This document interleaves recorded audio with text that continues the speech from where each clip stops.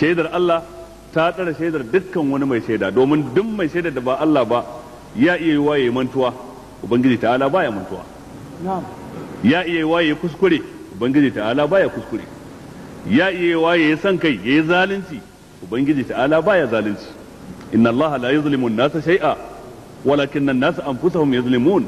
Amma dan adam kuwa akwai jahilci, akwai zalunci, wa hamala hal insan innahu kana zaluman jahula. Da haka shaidar Allah ita ce mafi girman shaida. Qul illahu shahidun baini wa bainakum, kace da su Allah shine shaida a tsakanina da ku.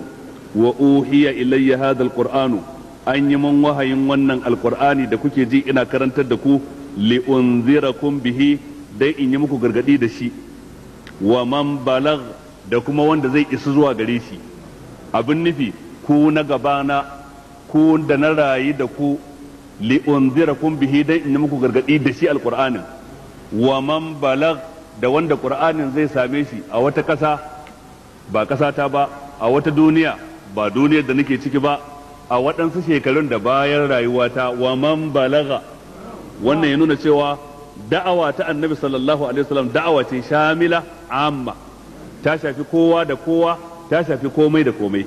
Abinda musulunci ya zo da shi ba wani larabawa ne kadai ba, li unzirakum bihi, da in muku gargadi ku larabawan da kuke gabana, wa man balagh, da dukkan wanda qur'ani zai kai gare shi cikin sauran yaruka na duniya, cikin jinsin mutane daban-daban na duniya. Shi yasa abin da ke nuna mu'jizan alqur'ani kenan, cewa musulunci na kowa ne.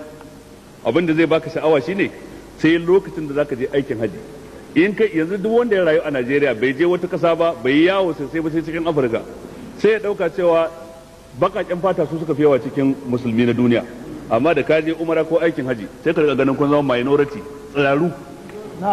Duk inda kawai ga sai ga dan Pakistan, dan India, dan Bangladesh, Indonesia, Malaysia, Jamhuriyar Soviet, Azerbaijan, Turkmenistan, Tajikistan, Armenia, daga ko ina ta duniya.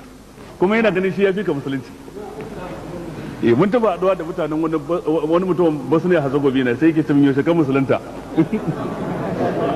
Nace wallahi da iyakacin sani na musulunci ya shigo kasar Hausa sama da shekaru 800 da suka wuce baya, amma kai yaushe ka musulunta?